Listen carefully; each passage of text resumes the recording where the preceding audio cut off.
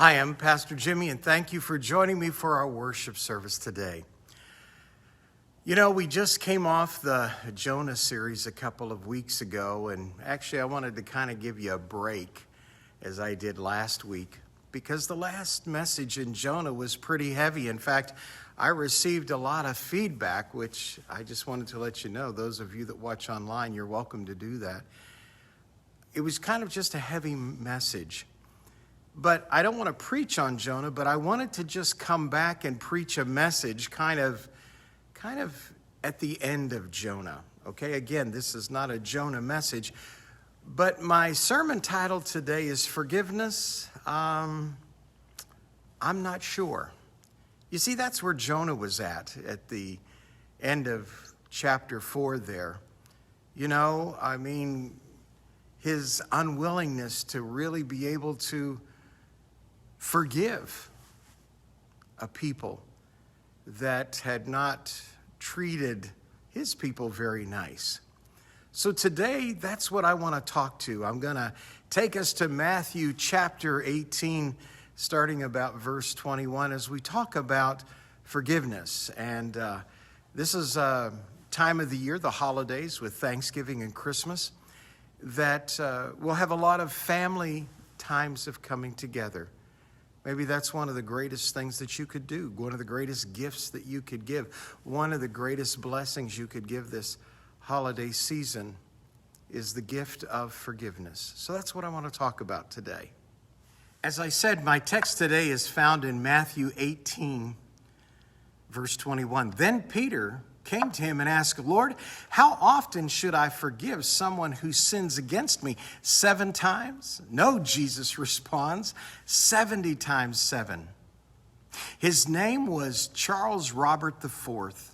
He was a 32-year-old man that found himself very frustrated with life, very discouraged, deeply disappointed. In fact, he decided that he was going to take out this disappointment on a local God-fearing community here in Pennsylvania, located out in the eastern part of the state, our Amish community. His plan that day was simple and yet horrific. He sat down to write a suicide note, and then he thought through what he was going to do, and here was his plans. He would barge into a local Amish schoolhouse. There, he would assault the young girls.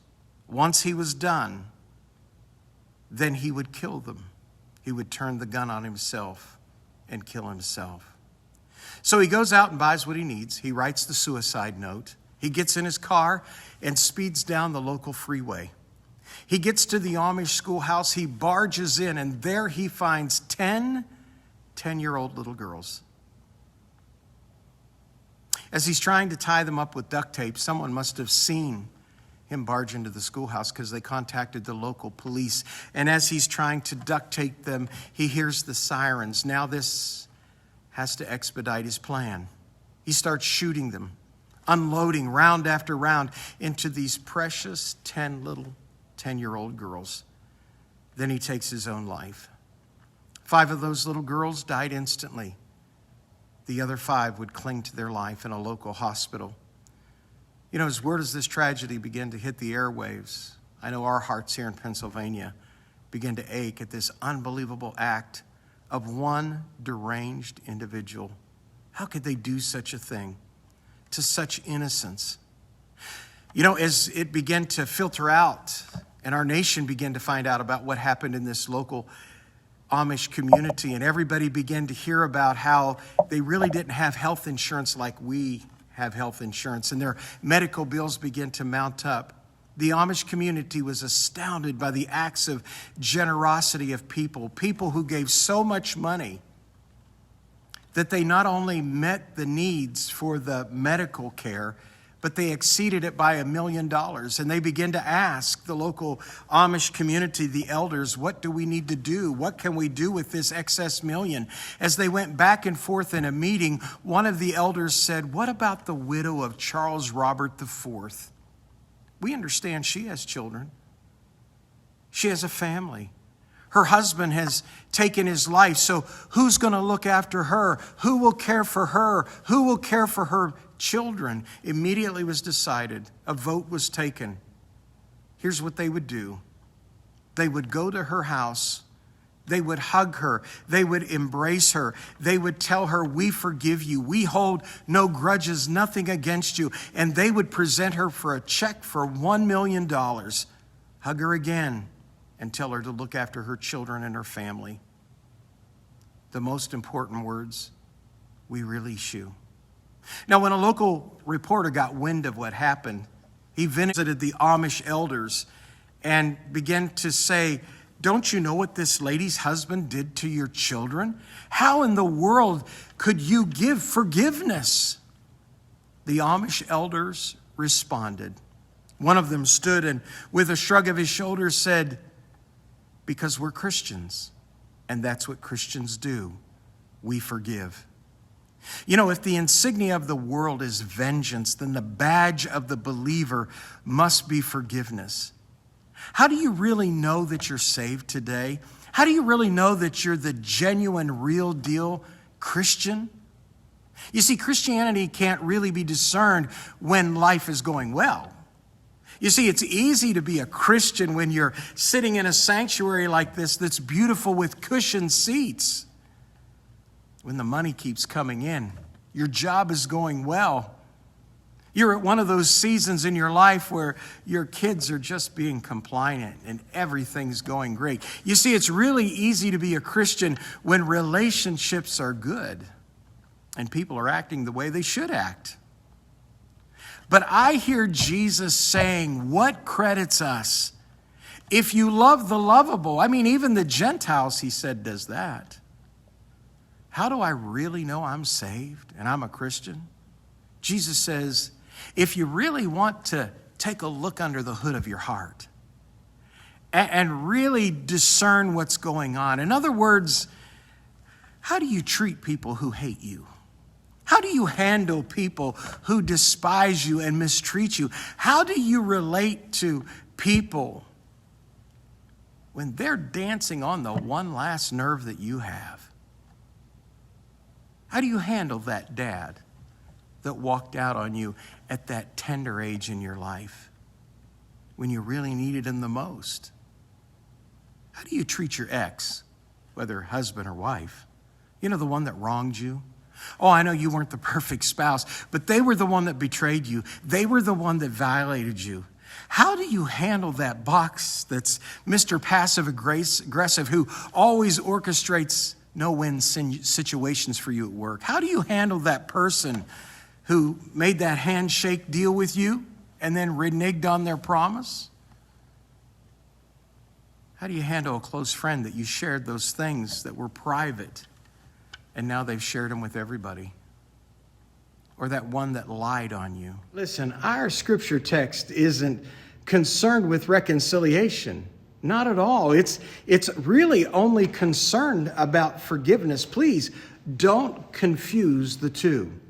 Yes, I know you can never be reconciled without forgiving, but you can forgive without reconciling. Paul says it this way in Romans 12:18, as best as you can, be at peace with all people. That verse blesses me because what it seems to imply is that there are times when I do my absolute best. But you see, it takes two to have a healthy relationship. But at times, there's a loophole.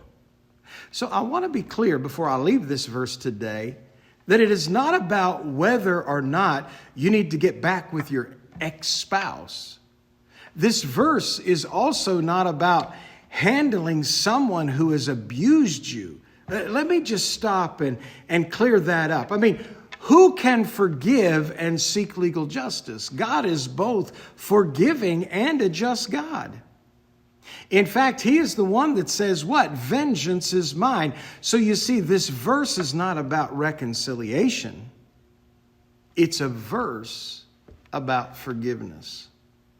You see, while there is a loophole for reconciliation, because again, reconciliation takes two, there's no loophole for forgiveness because, again, forgiveness only takes one.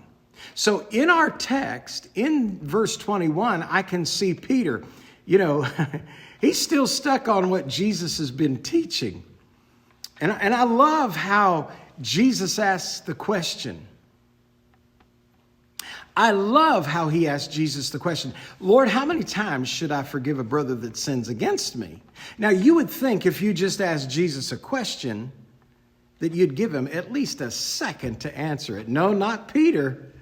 He doesn't even give Jesus a moment. I mean, this is the all-knowing God. He doesn't give him an opportunity to answer the question. Peter says, how many times should I forgive a brother that sins against me? And without taking a breath, he says 7 times, I'm sure with a big smile on his face. Because, 7 times, he's being very generous.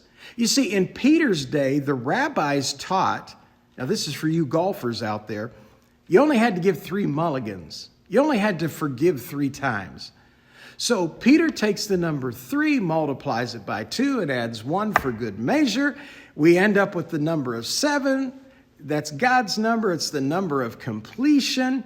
And so he's smiling because he's thinking, you know what, man, I've gone over and above 7 times.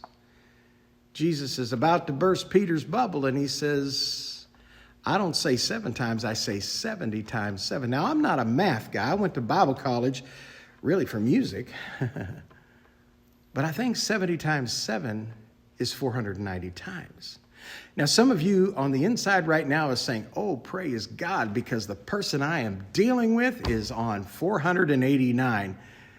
Wait, do you understand what Jesus is doing here? It's called hyperbole. That's where you kind of exaggerate the point. Like you've told your children, I've told you 1,000,000 times to take out the trash or 1,000 times to pick up your clothes. You see, Jesus is saying, he's kind of calling into account. He wants us to remember what Paul said, love keeps no records of wrongs. In other words, Jesus is saying, our horizontal forgiveness is for one another, and it knows no statute of limitations. It has no expiration dates, because our vertical forgiveness that we've received from God knows no statute of limitations or expiration dates. To be a Christian means I forgive, and I forgive, and I forgive, and I forgive. Now, in our text, he tells the story. It's a fascinating story of a young man who has found himself in debt. He owes 10,000 talents. Now, to understand that, the annual salary in the region of Galilee in Jesus' time was only 300 talents. But this guy owes 10,000 talents. One scholar said, what this man owes is like putting America's debt to China on one person. I love what this young man says. He says, please be patient with me. I can pay you everything. And what happens? He's given mercy. And he's let go. And his debt has been forgiven. I want to give you 3 quick lessons about forgiveness from this. Number 1, forgiveness is always irrational. Don't you want to say to the lender, look, I know you're not going to recoup China's debt on a person. I know you're not going to recoup all of it. But just to completely let him go and let him not give anything back, you're crazy. I think Jesus is saying that's the point. If it doesn't have a little bit of crazy, it's not forgiveness. You see, what's rational is to keep score. What's rational is to do something to hurt me. I'm going to do something to hurt you back. So, if you do something to me, we used to pick up the phone right away. That was before caller ID. Or maybe today, and we'd tell somebody off. Or, today, we could just unfriend somebody on Facebook. Or you can just, when somebody sees you, all of a sudden, I'm too busy. My schedule's full. In other words, you cut them off. You've cut them off in your heart. You see, instead of having a conversation and sitting down with someone that has offended you, we have a tendency to build up walls and barricades. But the Bible cuts to the chase and says, listen, those are walls of unforgiveness, and that's unhealthy. And it's not going to help you in the long haul. But why don't you be a little crazy? Why don't you be a little irrational and let it go and offer forgiveness? That's irrational. Number two, forgiveness is costly. You see, for this guy to say to this man, who owes China's debt, you're okay, I'm going to let you go. Don't worry about it. Do you realize that man that just forgave that man's debt is going to take a huge personal financial hit? It was Tim Keller who said at the end of the day, forgiveness is a suffering for the forgiver. It's a suffering. You see, when you wrong me, my fallen nature, my flesh wants to attack back. It wants to inflict pain. It wants to see you suffer. You want to lash out. You want to be aggressive. A lot of times when you do marriage counseling, and you sit down with couples, it's really tough to get them to work out because they keep going back and forth. He did this, she did this, he did this. You wronged me. So because you wronged me, I'm going to inflict suffering and pain on you. But again, Tim Keller says, for the person who forgives, we inflict suffering not on them, but on us. Let's face it, without Jesus, we really lust after vengeance, don't we? We starve to see someone suffer. But when you're able to live out the Christian life in its fullness, we put ourselves in the company of Jesus. Remember, Jesus suffered on a cross. He showed us the ultimate act of forgiveness, and we didn't deserve it. He paid a debt greater than we could ever pay when he said, Father, forgive them. Does the name Corrie ten Boom ring in your mind? She spent years in a Nazi concentration camp, not because she was Jewish, but because her family hid Jews. At that concentration camp, she would witness the murder of her beloved sister Betsy at the hands of the Nazis. Years later, when she got out, she was preaching in a church. When she had finished preaching, she goes down front to shake the people's hands. And as she's shaking hands, there's an individual that's coming towards her that looks very familiar. She can't place the person. He's coming down the aisle. He has his hand outstretched and he's saying, Corrie, I'm a Christian now. Will you forgive me? In that moment, she realizes who he is. It's the man. It's one of the soldiers who played a role in killing her sister Betsy. Again, he says, Corrie, I'm a Christian now. Do you forgive me? Listen to what she wrote from that day. She said that in order for us to forgive, it's never easy. She said, I can remember lifting my hands and saying, God, please help me. She said in that moment, that wooden hand that was so mechanical, I could feel God lift it up. And she said, an incredible thing took place. She said, all of a sudden, as our hands connected, I could feel a current start at my shoulder and race down my arm. And I could feel a healing warmth seem to flow from my body. It brought tears to my eyes. And she said, I forgive you, brother. I forgive you with all my heart. After a moment, she said, we hugged, the former guard, the former prisoner.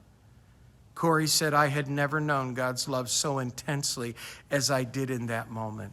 Listen, here's what I love. She says, first of all, I didn't feel like it. I love that. She said in not so many words, I allowed my faith to override my feelings. There's a pastor who always says, let what you know trump how you feel. That's what the Holy Spirit does for us. Can you see pictures in your mind of people that have hurt you and have wronged you? Can you see you maybe reaching out to them to offer forgiveness? Or do you have a million excuses running through your mind? Listen, if you wait to want to forgive, then you'll never forgive. Again, I love what Corey said. She said, I didn't feel like it, but my faith overrode my feelings. And then notice what she said. Once I stepped out in faith and obeyed God, my feelings came. She said, I had never known God's love like that. Wow.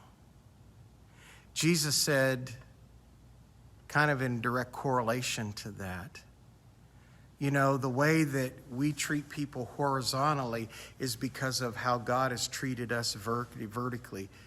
Jesus said on the Sermon on the Mount, kind of in a matter of worship, he says, if your brother has something against you, leave that gift at the altar, go and be reconciled to your brother, then come back and offer your gift.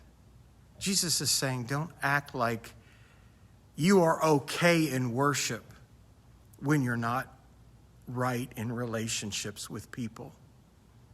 Jesus says, you know, those people that you're in wrong relationships are people that I've created. They are fellow image bearers. If you're a Christian, you need to shore up that relationship. If not, please hear me. You will only get so far. Finally, in the story, the young man gets freed. He hardly goes down the road and he finds a guy that owes him a few denarii, just a few dollars. And he runs up and he begins to choke him, saying, I want you to pay me what you owe me. This man that has been forgiven so much, the king hears the words of what he has done. The word gets back to the king. And he's angry because he is forgiven so much, and this man could forgive so little. You see how hypocritical we can become with unforgiveness. God is saying, I have forgiven you of everything you've ever done and are doing, and things that you will do in the future that break my heart. Let me get this straight. You've let a morsel of gossip. You've let a little bit of hurt. You've let a little bit of unfairness. You've let a broken promise have precedence and not be able to give forgiveness for what I've forgiven you. Forgiveness is irrational. Forgiveness is costly. Lastly, forgiveness is freeing. When there's forgiveness, this young man, he gets out of jail. He is set free. You see, when there's no forgiveness, we still remain incarcerated in jail. Forgiveness is the greatest gift you can give to others, but not only to others, but to yourself. I close with this story. Nelson Mandela had been president of the Republic of South Africa. He was the first black president in their history. As you know, he came to a nation that was ravaged by this thing called apartheid. He said, we've got to do something about that. We've got to bring healing to our nation. So he started something called the Truth and Reconciliation Commission. He felt there was no future for their country without forgiveness. The commission, they would gather in smaller gatherings than is in our church today. There would be a judge that would oversee the affairs. And there would be the person who would share their offenses. In other words, how they had been violated under apartheid. They would share those offenses with the person who had offended them. That person would have to own it, and then they were offered forgiveness. One day, a middle-aged black woman stood up and said, "Sir, during apartheid," she pointed to a white gentleman standing there. She said to the judge, "This man, he came to my home with his comrades. He took my husband, he beat him, he bound him with ropes. Then he doused him with gasoline, lit a match and set him on fire, and made me watch my husband scream to his death. Then 6 months later, this same man came back to my home, took my 18-year-old child, my only son, beat him, bound him with ropes, and doused him with gasoline, lit a match and set him on fire again. He made me watch as my only child screamed until he died. It was a very quiet moment. Then that man owned his offenses. The judge said, "Ma'am, is there anything else that you want to say to this man?" And with tears streaming down her face, she looked at this man who had killed her husband and her son. She said, "Sir, you have taken from me my only husband. You have taken from me my only child, the love of my life. I still feel like I'm a young woman with a lot of love to give. So, sir, I forgive you. And if you would be so kind, I would love it if you would come to my home once a week. You would let me cook for you. And when you come, you would bring your laundry and let me wash it for you." The audience was hushed that day. They were amazed to think of what had just happened.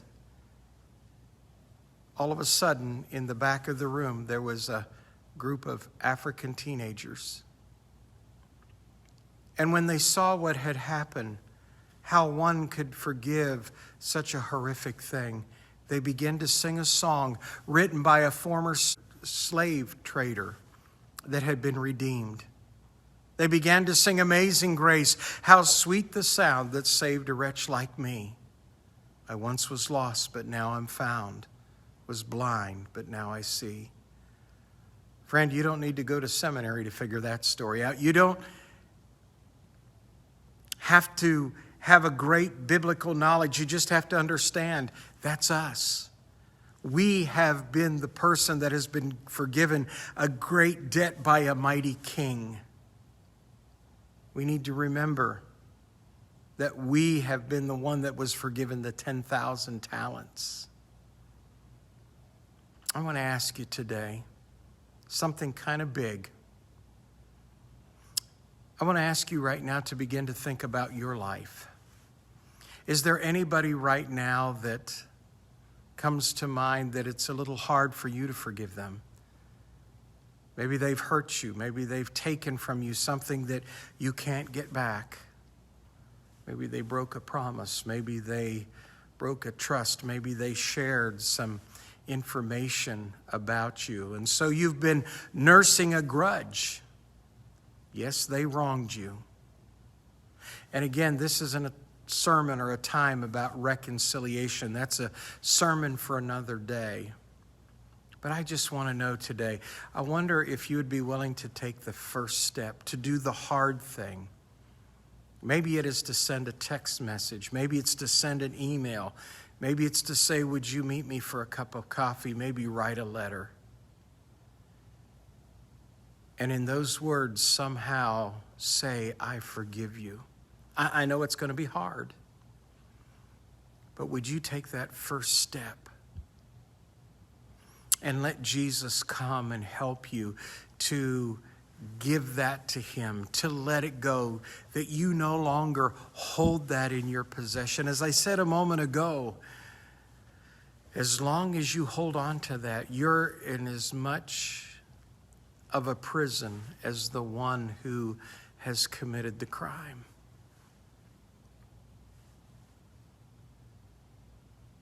I want to ask you today, would you say forgiveness? No, I don't think that's for me. Or today, would you trust God with what's happened and say, "Lord, I want to be free. I have been forgiven much. So even though my offense seems great in my eyes, the offense that's happened to me, after what you've done for me when I look at the cross, would you help me, like Corrie ten Boom, to say, I forgive you with all of my heart?" Father, I just pray in this moment, this has not been an easy sermon to preach, and I know it's even been a harder message to hear. But Father, truly, it is so hypocritical when we take forgiveness, but we can't give forgiveness. Father, help us. How you must have looked at us when we didn't deserve to be forgiven. You had done nothing, but you were willing to pay the price. And on that cross, you looked at all of humanity as your arms were stretched out and said, I forgive you. From that cross, you said those words, Father, forgive them, for they don't know what they've done and they're doing. And in those final moments, as you gave your life, you whispered those words, it is finished. That's my prayer right now, that in some situations in some people's lives today, it can be finished and Jesus can be Lord. It's in your holy name we ask these things. Amen. Hey, thank you for joining me today. I hope you've had a great Thanksgiving this last week. And now we look forward to the great season, the Advent season of Christmas. I look forward to celebrating that with you. So keep trusting the Lord. Keep the faith. And may you continue to move forward towards his kingdom. Love you. Have a great week.